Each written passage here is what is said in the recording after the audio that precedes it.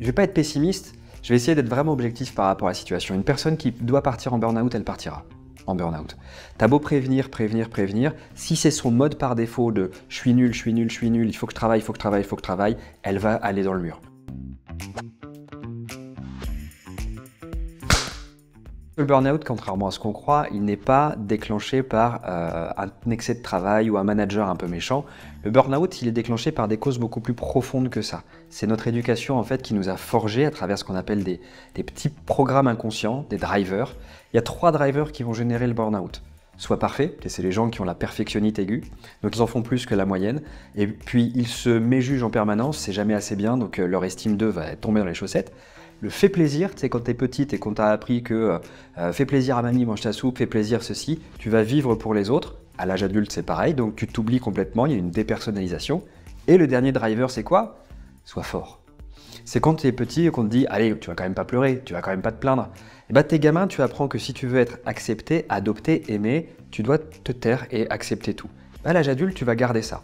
Donc tu vas encaisser, tu vas avoir le dos large, tu vas prendre sur toi et encaisser jusqu'au moment où la corde elle va péter. C'est souvent là, malheureusement, où c'est diagnostiqué, la prise se débranche. Et là, on va te dire « Ah oui, il est en burn-out ».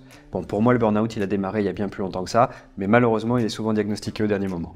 Tu le détectes parfois très mal, le burn-out. Pourquoi? Parce qu'encore une fois, ces personnes ont le driver soit fort en elles, donc elles ne vont pas se plaindre, elles ne vont pas dire je tire. Les gens autour d'eux vont peut-être commencer à remarquer qu'elle fait des petites erreurs.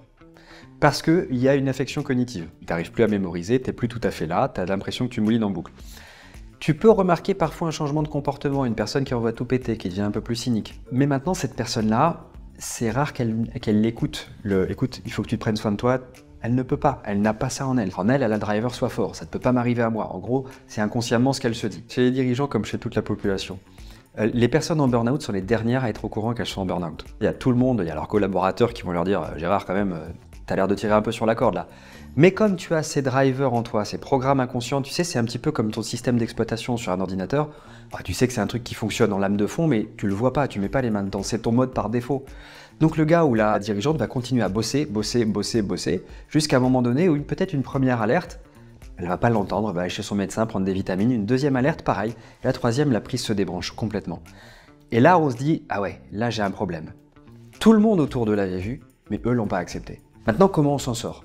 À partir du moment où tu arrives à dégommer ces drivers, à dégommer ce mode par défaut, faut retourner dans l'enfance, faut retourner aller voir son éducation, ce qu'on a compris quand on était enfant, faut déconstruire tout ça.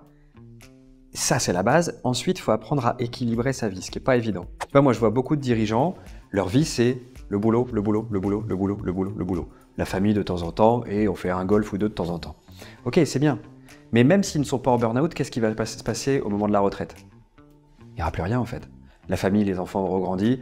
Une fois sur deux, j'aurais pas forcément eu un lien très fort avec mon conjoint ou ma conjointe parce que j'aurais beaucoup nourri mon travail. Ouais, et puis il ne me reste plus grand-chose.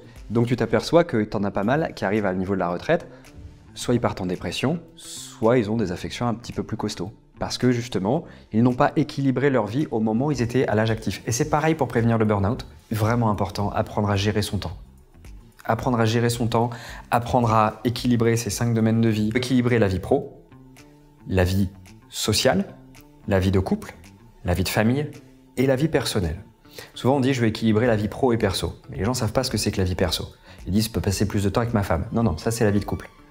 La vie perso, c'est le temps de qualité que tu passes avec toi-même. À faire des choses rien que pour toi.